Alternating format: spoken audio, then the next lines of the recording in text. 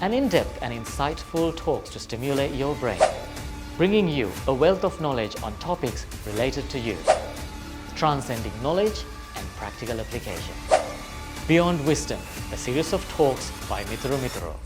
You want to know more? Follow us on socials.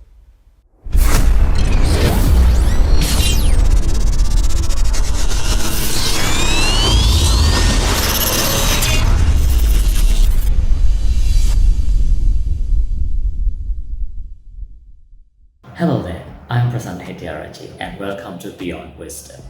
In my journey exploring what contributes to effective recovery of addicts, I came across with this concept of aftercare.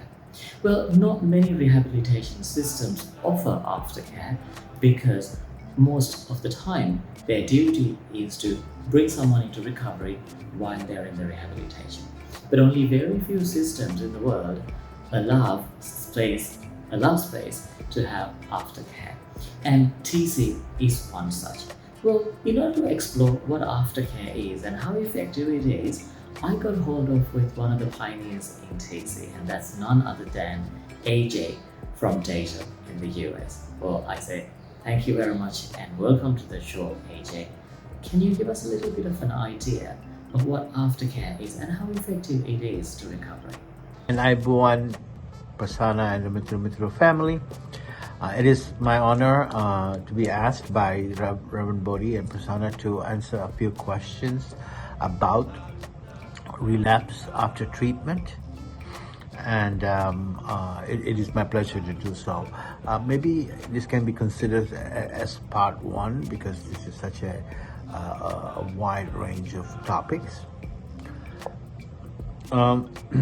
First, I want to say that yes, there's a concept of relapse is part of recovery, but there's one more sentence behind it, and that is it doesn't have to be.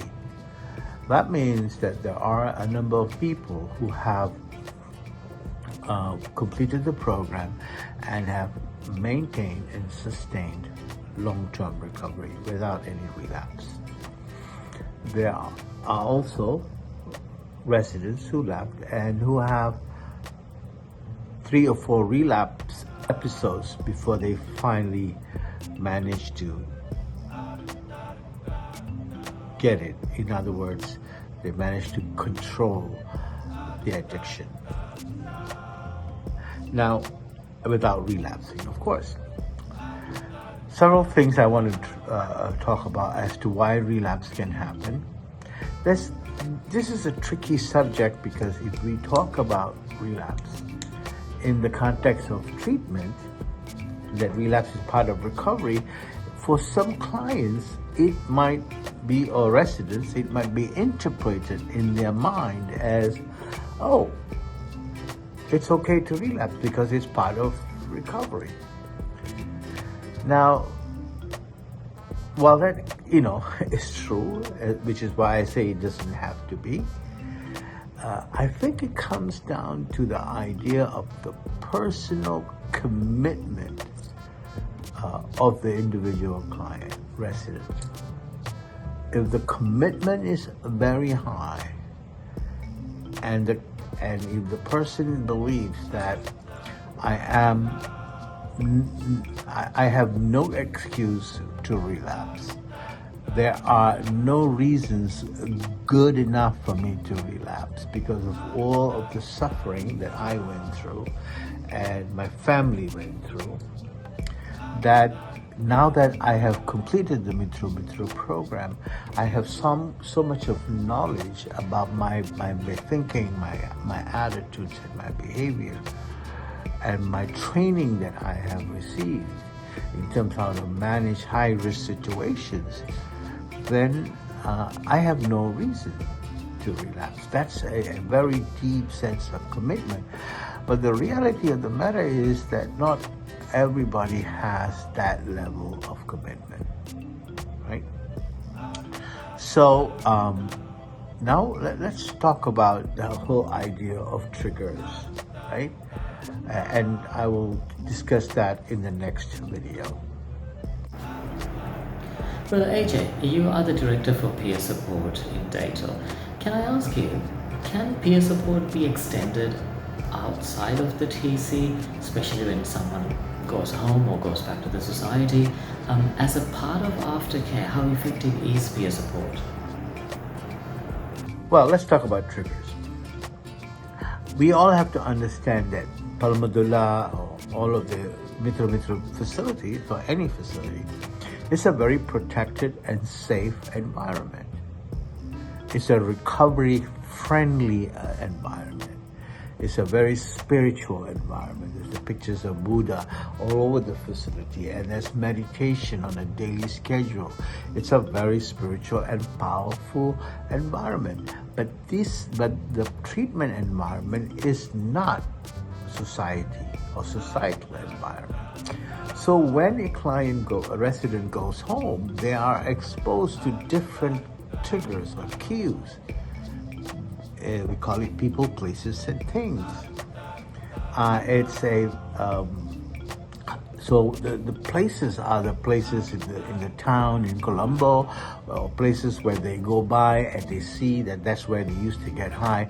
Just the visual experience of thinking about the places, seeing the places can create a trigger.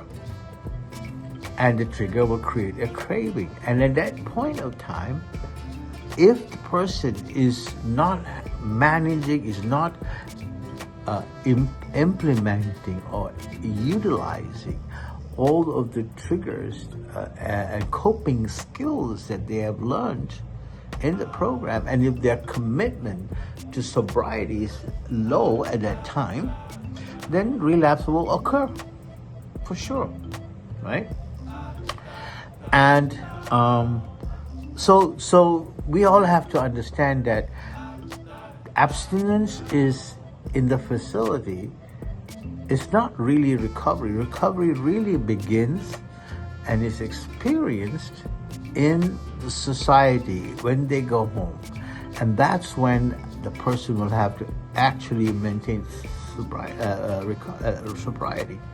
And there are some people, they succumb to the cravings, and so so also remember that they are moving from a very spiritual, highly structured environment like Paramadala into a home that they don't have the benefit of the entire treatment community, just the family members. Maybe the parents are going to work, maybe they have to go to work.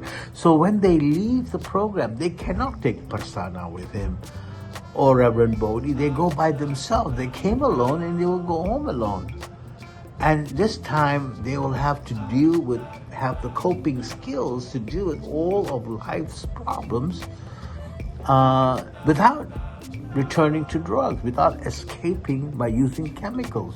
Because this time, as before, the pain is real and they have to feel the pain, the emotional discomfort, and have the emotional strength and the commitment and the coping skills to deal with that. Right? So at that moment, if a person relapses, so that's the difference between a lapse and a relapse, and I'll discuss that in the next video. You have wealth of knowledge, but I wanted to thank you for joining this show in a short notice from across the other side of the world. It's probably middle of the night there or early morning, but I wanted to thank you again for joining my show. Well, I'll join you again with another show.